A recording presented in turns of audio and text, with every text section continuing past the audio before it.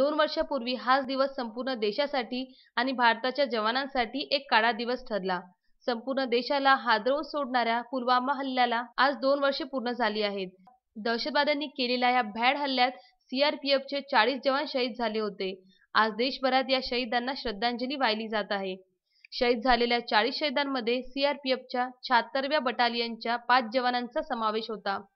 नेर परसोपंत येथील बारीपुरा चौकात शिवभक्त व शहीदांच्या फोटोला माल्यार्पण करून दीप प्रज्वलित करून 2 मिनिटांचे मौन व्रत पाळण्यात आले.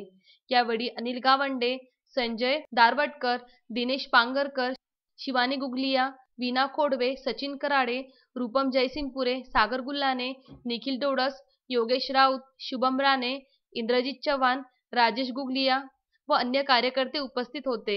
नवनाथ दरोई, विदर्भ न्यूज, नेर परसोपंत.